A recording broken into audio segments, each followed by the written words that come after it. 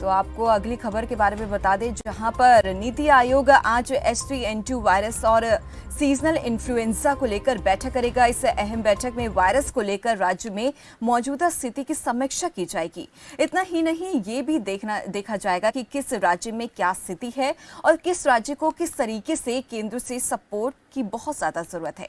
केंद्र सरकार का कहना है कि राज्यों को जरूरत पड़ने पर मदद दी जाएगी। वहीं इस वायरस को लेकर केंद्र सरकार ने शुक्रवार को एक स्टेटमेंट भी जारी किया है। इसमें माना गया है कि कर्नाटक और हरियाणा में इस वायरस की वजह से एक मरीज की मौत हो चुकी है। केंद्र सरकार ने कहा कि H3N2 वायरस पर बारीकी से नजर रखी जा रही है।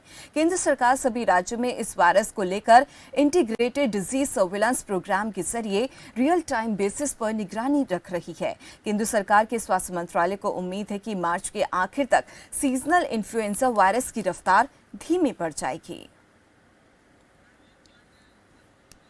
और इसी खबर पर ज्यादा जानकारी के लिए हमारे साथ रणवीर पांडे जुड़ गए हैं। रणवीर, जैसे कि हम देख रहे हैं कि इस वायरस से अभी तक 2 लोगों की मौत हो चुकी है, क्या कुछ और जानकारी मिल पा रही है? स्थिति क्या है इस समय?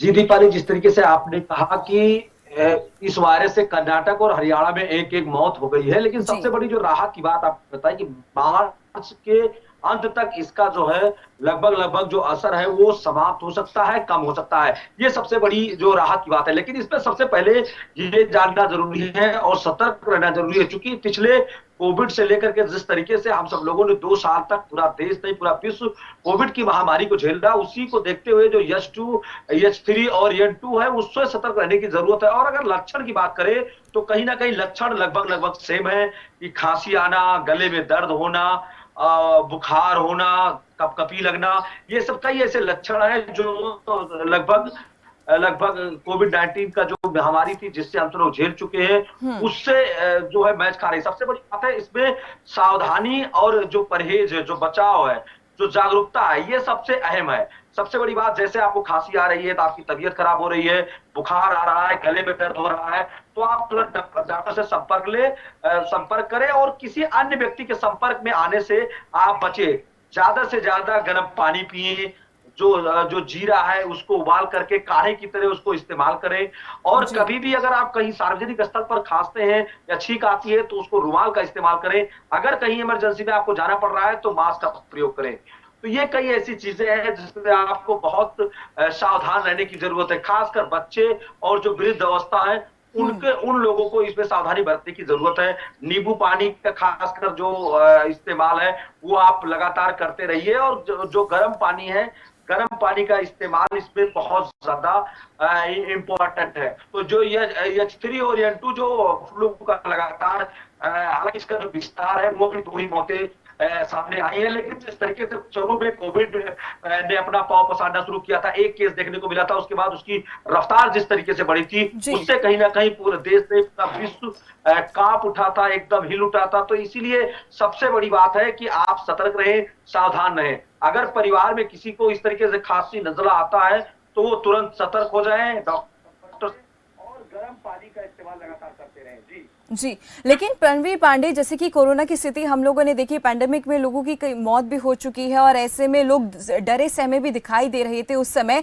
लेकिन स्वास्थ्य विभाग की तरफ से यहाँ पर ये कहना है कि घबराने की जरूरत नहीं है, क्योंकि इसकी रफ्तार जो है धीरे धीरे कम होने लगेगी।